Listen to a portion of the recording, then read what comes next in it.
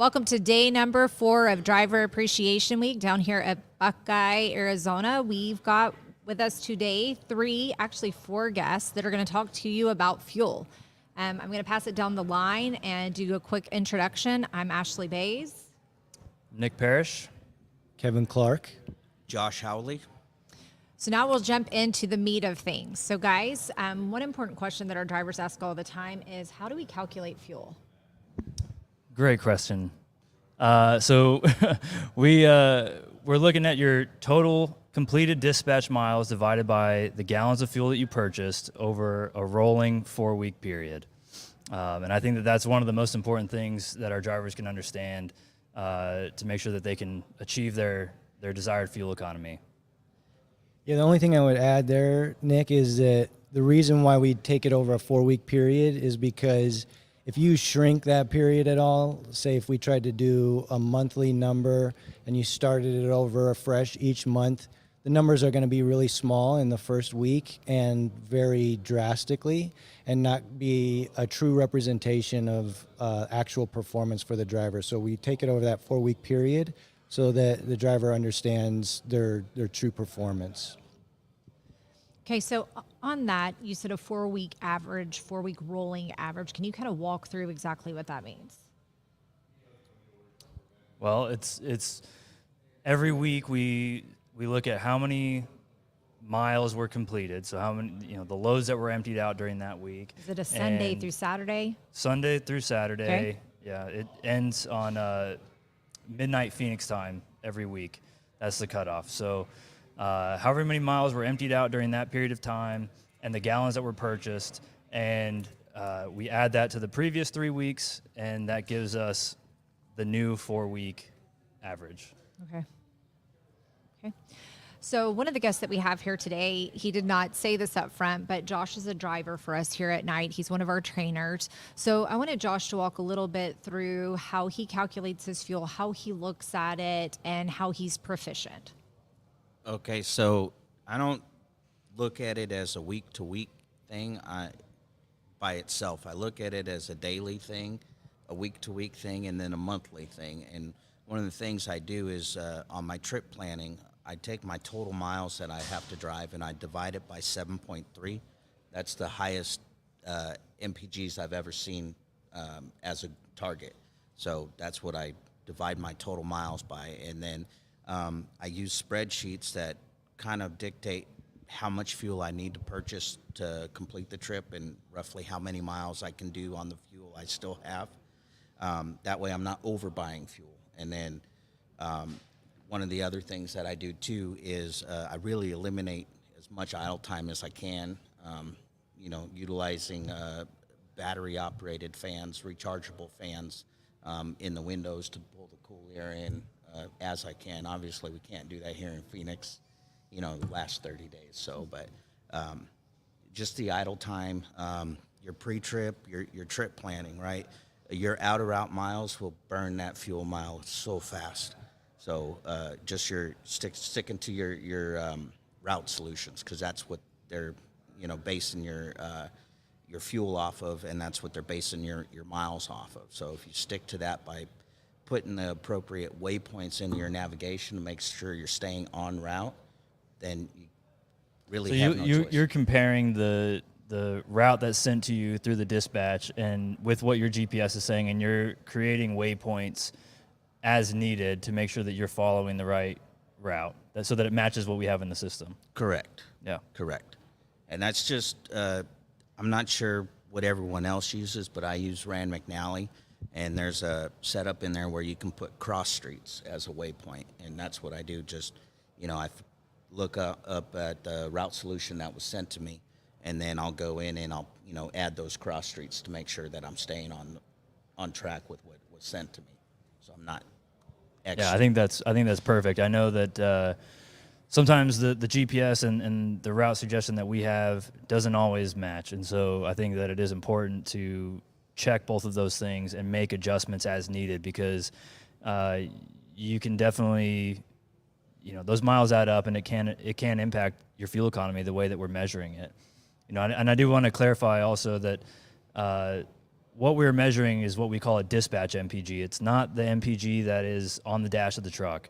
That is, the all miles MPG, and what we're measuring is only dispatch miles. And so we call it a dispatch MPG, and it's not the same thing as what you see on the truck. So it's important that our drivers understand the difference there. And Josh, can I just clarify? You said that you use Rand McNally. Are you using that as your navigation system, or are you just using that as your sanity check, and then you're inputting your waypoints into your navigation system on your Zonar tablet? So I use Rand McNally as my navigation, but I always verify that my Rand McNally is in line with what the night navigation is. And then if I'm not too sure that I can trust Rand McNally, because let's be honest, you can't trust any of them 100%. I'll run both at the same time, and sometimes I'll have 3 and 4, and I'll just make sure that the total miles between all the different ones that I'm running are adding up to what the route solution is. Do you use cruise control regularly? I use it all the time. I'm lazy. I mean, the only time I don't use it is in heavy traffic. But other than that, if I'm out on the interstate or in the middle of the night and there's nobody else out there, I'm all over that cruise control. And Josh, do you run a dedicated route, or are you running your regular route? I am 48 states wherever they need me to go. So I'm up in the mountains in the wintertime, summertime, down south, out west, back east. It doesn't matter. So you're all over the place, okay? Yeah. And you train. So do you typically have a student in the truck with you? Yeah, almost 100% of the time. And how does that affect your fuel and your idle? Well, when I have a student in the truck, I tend to have to idle more just because that upper sleeper berth is probably 10 to 15 degrees warmer than the rest of the truck. But I make accommodations for it in other ways. So like in the summertime, if we're both getting out of the truck to go in and shower and eat, I'll shut the truck off and I'll open the windows and use the fans to pull in the air as much as possible. But it's kind of hard when you have a student because that big temperature difference. And you shut the truck off and it's 74 degrees outside. 10 minutes later, they're like, "Hey, can you turn the air conditioner on?" So,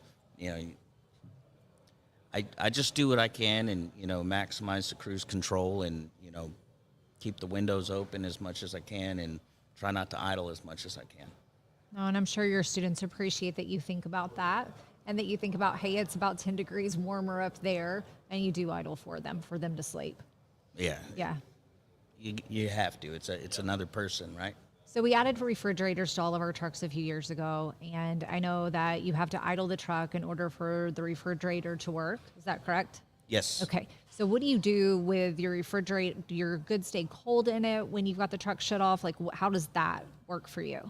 Okay, so if I'm, let's say, gonna run go take a shower or, go deal with a customer, there's enough battery power to keep that refrigerator running, Okay. for that short amount of time. If you're planning on going home for the weekend, you're going to come back to a dead battery and spoiled food. So you should just plan on your groceries accordingly, or just take your food home because it's going to go bad anyways. We've got a few drivers that have coolers that they just load their food back up in and then take it home, which works nice. Yeah. Yeah, absolutely. Kevin, Nick, do you guys have any additional questions for Josh? I think I don't. How about you, Nick? No, I'm good. I think So one that's of great the- information. Yeah, one of the things that Josh had shared with us right before we got here, he shared a spreadsheet with us. We're going to try to get a hold of what that looks like and maybe throw that on the hub for our drivers. I thought it was very useful. If you like Excel, if you like to look at that, if you're just kind of a data person or you just want to improve your fuel economy, what Josh has put together is really solid. I would like to get a copy, put it out there. Hopefully it can help somebody. Sure. For what it's worth, Josh regularly performs above 7 dispatch miles per gallon. So he's a great candidate for us to have on our show. We appreciate you joining us and sharing some of your tips.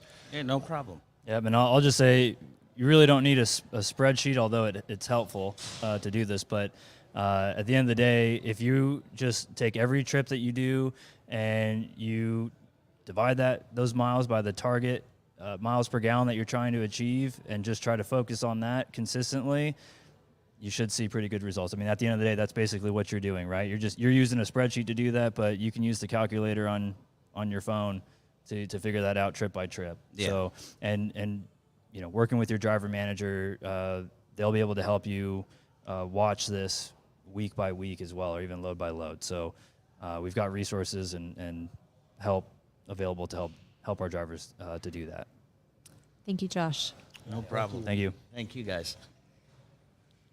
So we are going to have Brian, who is our night foreman here at Night Transportation and in Buckeye, and we're going to talk to him a little bit about OptiIdle, how it works, and get some tips and tricks from Brian. Hello, Brian. Hey, Ashley. How are you? I'm doing well. How about you guys? Good. Why don't you tell us a little bit about our OptiIdle systems in our trucks? Yeah, so recently over the last couple years, we've made a lot of changes and improvements to the way our trucks operate to try to give drivers more comfortability, as well as being able to help out, like these guys said, with your overall fuel mileage and your fuel savings costs. So we say the term OptiIdle, but each one of the trucks is going to have a different system in it depending on the manufacturer. And with those, you can actually find links to our tutorial videos in your driver portal app. That's going to be able to be your best resource. We've got step-by-step videos that teach how to use it, but it's going to be very similar on a lot of the trucks. So for those of you guys that might have a Freightliner out here, it's going to be pretty straightforward. On your dash, you're going to go ahead and go over to the optimized idle setting, turn that on, and that's going to control everything for you from that point. You're set. Now, to kind of talk about a little bit how the OptiIdle or the Idle Smart systems work, the whole purpose of it is to keep your truck climatized so that you're not having to sit and idle or be out here in the heat having to worry about that. We know that's one of the biggest things when it comes to drivers out here on the road. If it gets uncomfortable in that truck, kind of like Josh was saying, you're really not going to be able to do anything, and that's going to cause your idle score to go way through the roof. So the way this system is going to work, you shut the truck off, enable your OptiIdle system, and it's going to have a thermostat that's going to keep it within a range depending what you set it inside the truck. That could be as low as 68 degrees. And basically the way it's going to work from there is it will start the truck up if it gets above 68 degrees. It'll run it for approximately 30 minutes to cool the inside of the cab down or heat up the inside of the cab if it's too cold in there, if you're in a colder climate. So that way it'll be able to manage your fuel savings better. At that point, once it reaches the temperature, it shuts back off, and then you're good to go from there. Nice. Yeah, it really comes down to it's there to help for comfort and to manage your batteries. So we want to minimize the number of times where a driver has to wake up to a truck with dead batteries, and then we have to come get a jump start. And at the same time, we want to factor for that level of comfort while they're out over the road. So How important is it to turn that system off when you get out of the truck? So that's extremely important. So as somebody that's in the shop and we see this on a continuous basis, one thing a lot of drivers like to do is they'll turn the OptiIdle system on when they're going home for, say, 3 or 4 days so that they think it'll keep the food in their fridge good. It will do that. However, you have to think it's going to also be starting the truck up throughout that period of time, which is going to be running through fuel. So let's say you run into a scenario where, like Josh was mentioning, he only buys his fuel based off the loads to make sure that he's maximizing on his MPG, right? With that being said, if you leave that OptiIdle system on and you don't have any fuel in the truck, you're going to come back to a truck that no longer has any fuel in it, which is going to turn around and be more expensive costs, and it's going to be a headache for you as the driver, because now you're going to have to get a hold of breakdown or the shop, depending where you're at, so that we can get somebody out to get fuel into the truck, get it primed.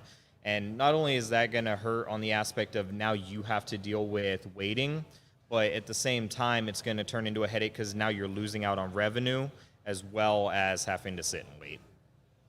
And I think sometimes it's just an accident. I And think sometimes drivers it just very well forget to turn it off, and it eats into fuel economy for sure, just by not flipping that switch. So Exactly. yeah, I think that's an important thing to remember every time you get out of the truck. I know a lot of our new students that come straight out of our school, that come through our training program, and they get in their first truck. What does the shop do to make sure that they're set up to understand their OptiIdle in their specific truck? Yeah, so one of the things that we've started doing, all the shops across the Knight and Swift network should now have this set up. But when you first come into the inspection lane and you check in with our technician there that's going to oversee everything that's going on for you, we have a paper that's going to have each make and model of truck. And one of the things they should be asking you is, are you familiar with this system and do you know how to use it? If not, what they're going to have you do is go ahead, pull out your phone. There's a QR code that you can scan, and it'll take you directly to that video for your specific truck so that you can learn the ins and outs of it and make sure that you're fully aware. So is that information also on the driver hub? Yes, ma'am, it is. So Okay. when you go into the driver portal and you go under all of your resource tabs there, they do have that on there to where you can click on the link for your truck and be able to see that page and every video associated with your specific truck. Awesome.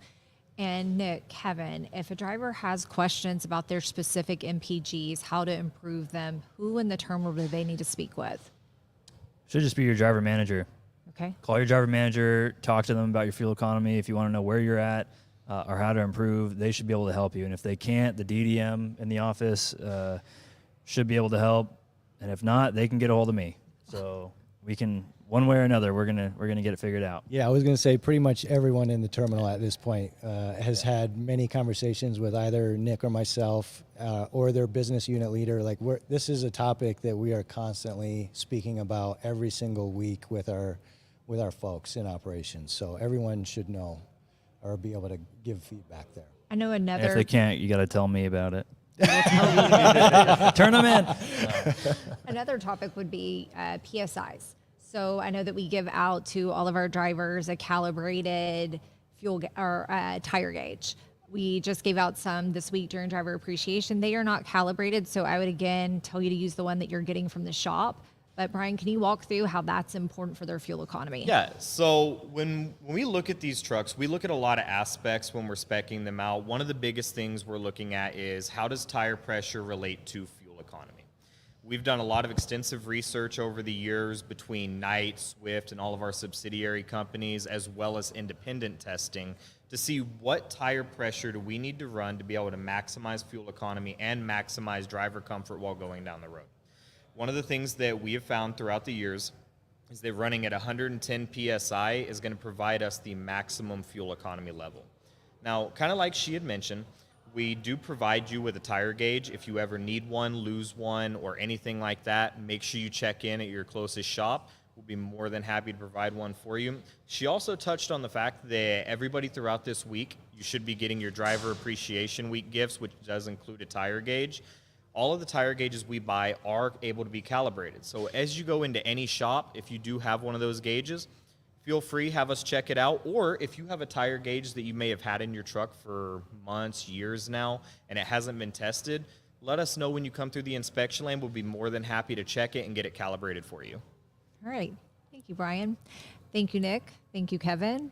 Thank you to all of our drivers. We're going to do a quick little appreciation message for each person here. I'll start out with you, Brian. Yeah. So without the drivers in the world, nothing would be able to happen. From everything that goes into the grocery store to the clothes that you're wearing, without the drivers out here, we wouldn't be able to survive. And we appreciate you guys. Yep. Certainly appreciate all of our drivers. We know the sacrifice that you're making by being on the road constantly away from your family and friends. And so just so much appreciate you being out there delivering goods in such a safe manner that you do. So thank you. Yeah, I mean, I don't know much more I can say what you guys haven't covered, but I appreciate it. So, yeah, thank you. Thank you, drivers, for everything you do every day for us, for Knight, across the country. We appreciate you. We had several drivers that sent in messages about getting in touch with our recruiters. That number is 1-888-4NIGHT. Again, 1-888-4NIGHT. We appreciate you all. Make sure you're stopping by a terminal this week and you're grabbing some food. We've got food trucks here at Knight, here in Buckeye in the evening. So stop on in, and I'll talk to you tomorrow.